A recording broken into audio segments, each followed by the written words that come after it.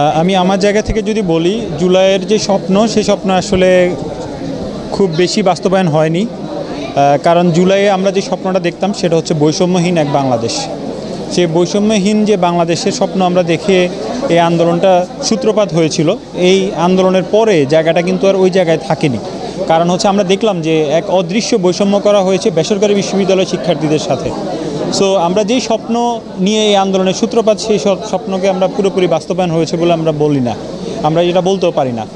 আর আমরা বিশ্বাস করি যে এটা একদিন নিঃশেষ হবে এবং এই বৈষম্যটা পরিবর্তন হওয়ার যেই এক পরিবেশ সেই পরিবেশটা আমাদের দেশে বিদ্যমান আছে, এটা একদিন পরিবর্তন হবে এবং আমরা বৈষম্যহীন যে সমাজ সেটা আসলেই পাবো এবং জুলাইয়ের স্বপ্ন সত্যিকারে বাস্তবায়ন করতে পারবো ইনশাআল্লাহ।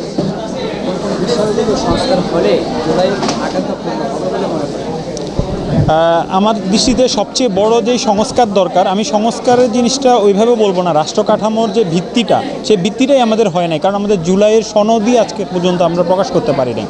তো এই জুলাই সনদ প্রকাশের মাধ্যমে যদি আমরা একটা যাত্রা শুরু করি, নতুন একটা যাত্রা শুরু করি, তারপরে আসলে আমরা বুঝতে পারবো আসলে কোন কোন জায়গায় আমাদের আরও রিফর্ম করলে আমাদের রাষ্ট্রটা আরেকটু শক্তিশালী একটা জায়গায় যাবে। সো এই জায়গা থেকে আমি বলবো যে জুলাই যে সংস্কার শুরু হওয়ার কথা সেটা হচ্ছে আমাদের প্রোক্লেমেশন জারি করার মাধ্যমে, সেই প্রোক্লেমেশনটাই আজকে পর্যন্ত আমরা করতে পারিনি। সো সংস্কারের প্রশ্নটা আমার এখনও, আমি ওই কোশ্চেনটা অ্যান্সার দেওয়ার মতো জায়গায় এখনো আসিনি।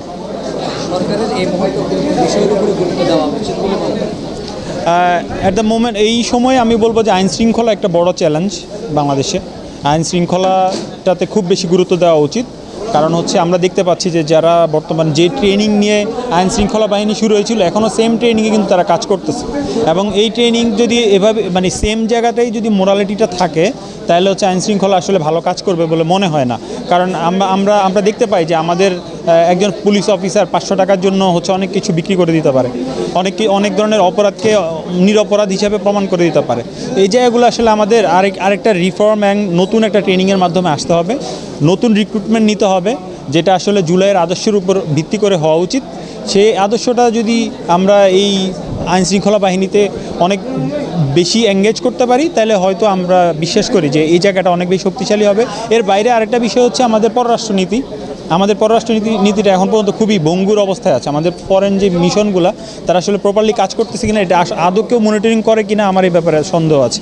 এই জায়গাটা আমাদের অনেক গ্যাপ আছে বলে মনে করি। কারণ বহির্বিশ্বে আমাদের যে ন্যারেটিভটা যাওয়ার কথা আন্দোলনের পর, যেই সত্যগুলো আসলে উঠে সারা বিশ্ববাসী জানার কথা, সেই জায়গাটা আসলে ওইভাবে ক্লিয়ার হয়েছে বলে আমি মনে করি না। কারণ আমি যে দেশে থাকি জার্মানি, সেই দেশের সোসাইটি এবং সেখানকার যে জনগোষ্ঠী তাদের মধ্যে আমি যে জুলাই সম্পর্কে যেই চেতনা দেখি সেটা আসলে একটা ইন্ডিয়ান বয়ান আমি দেখতে পাই। তার বিপরীতে আমাদের যে বয়ান সেই বয়ানটা আসলে এখনও পৃথিবীতে ওইভাবে পৌঁছায় নাই আমি মনে করি এবং এই জায়গাটা অনেক বেশি কাজ করা দরকার বলে মনে করি।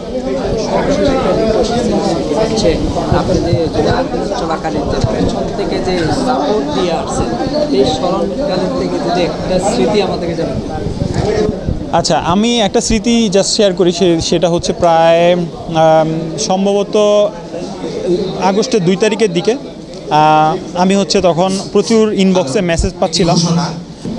আমি দেখতে পাচ্ছিলাম যে একটা মেয়ে আমাকে খুব ইনফরমেশন শেয়ার করছে আমার ইনবক্সে প্রচুর হঠাৎ করে আমি দেখলাম যে একটা ভয়েস মেসেজ আসছে, যে ভয়েস মেসেজটাতে তার কান্নার আওয়াজ বা হচ্ছে সে চিল্লাইতেছে। তারপরে আমি প্রায় 2 ঘন্টা পরে তার আবার রেসপন্স পেলাম।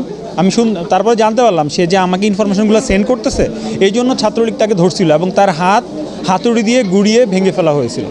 এবং সেই মেয়ে পরবর্তীতে হসপিটালে যাওয়ার পর আমি জানতে পারি যে সে আসলে এরকম একটা ঘটনাটা ঘটেছিল উত্তলা মাইলস্টোন কলেজের পাশে। এবং এটা আমার একটা স্মৃতি, আসলে এরকম অসংখ্য স্মৃতি আছে, প্রচুর এরকম ঘটনা আছে যে আমাকে ইনফরমেশন দিচ্ছে, এর মাঝখানে হচ্ছে গুলিবিদ্ধ হয়েছে। পরবর্তীতে আমি জানতে পারছি যে এটা হচ্ছে গুলিবিদ্ধ যে সেই ছেলেটা আসলে আমাকে ইনফরমেশন দিচ্ছিল। তো এরকম অনেক স্মৃতি আছে যে স্মৃতিগুলো আসলে শেয়ার করা হয়নি, হয়তো আস্তে আস্তে একদিন শেয়ার করবো ইনশাল্লাহ। আমার নাম রায়হান পাটোয়ারি। আমি বর্তমানে private university national association of Bangladesh Pune